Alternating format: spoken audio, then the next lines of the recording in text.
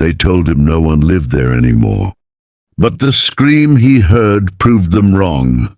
It was a freezing November night. The air was heavy with the smell of rain-soaked ash.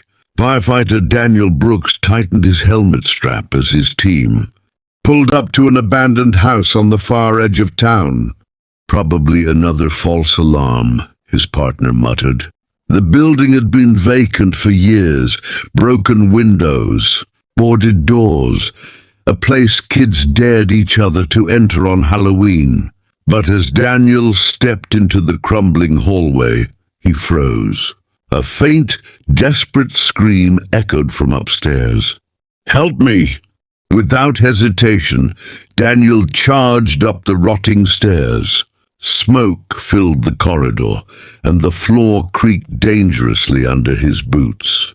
In the far room he found her, a little girl, no more than 7, curled in the corner, clutching a worn teddy bear. Her face was streaked with tears and soot.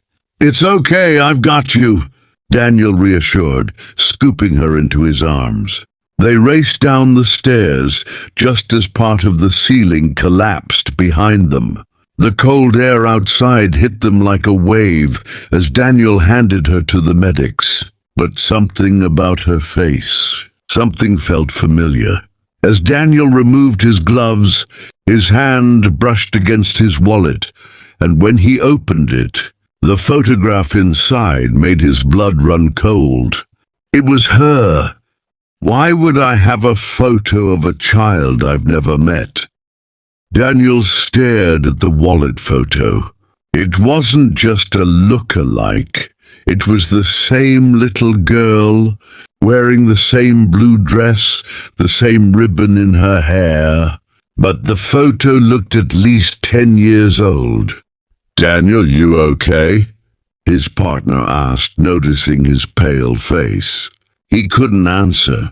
That photo had been in his wallet for years. His late father had given it to him when Daniel graduated from the fire academy, saying, "Keep this. One day you'll understand." He never explained who the girl was. Daniel approached the ambulance, but the medics told him something shocking. "She's unconscious now, and there's no record of her. No missing person report, nothing. It's like she doesn't exist." The police took her into protective custody, but before Daniel could ask questions, they drove away. That night he couldn't sleep. His father's words echoed in his mind. The next morning, Daniel went to visit her at the hospital, but the nurse said, "I'm sorry. There's no little girl here by that description." How can a child vanish from a hospital without anyone noticing? Daniel's chest tightened. He checked every room, showed the photo to staff. Nothing. It was as if she had never been admitted. The police insisted he must be mistaken. "Probably shock from the fire," one officer said dismissively. But Daniel knew what he saw. He went home, pulled out an old box of his father's belongings, and searched for clues. Buried under letters and medals, he found a photograph, the same girl, this time standing next to his father, 20 years ago. On the back, in his father's handwriting, "Protect her, even if it takes a lifetime." His hand shook. Who was she? And why did she look exactly the same now as in a decades-old picture? Then Daniel's phone buzzed, an unknown number, with a text that read, "Stop looking for her, or you'll end up like your father." They knew he was looking, and they were watching him. Daniel's father had died in what police called a random accident when Daniel was only 17, but now the death didn't feel so random. Determined to learn the truth, Daniel went back to the abandoned house. The air inside was colder than the November wind outside. In the ashes of the upstairs room, he found the teddy bear she had been holding. Inside its torn seam, a folded note. "Find me before they do." Footsteps creaked behind him. He spun around, but the hallway was empty. Then from the doorway a voice. "You shouldn't be here, Brooks." It was a man in a black coat, face hidden. "Who are you? Where is she?" Daniel demanded. The man stepped closer. "She's not what you think. And if you find her, it will cost you everything." As the man left, Daniel realized something chilling. The stranger's reflection didn't appear in the broken mirror on the wall. Some truths are more dangerous than lies. Daniel tracked the man to an old government building that had been shut down for years. Inside he found files, rows of case studies, photographs and names of subjects. The girl's name was Emily Carter.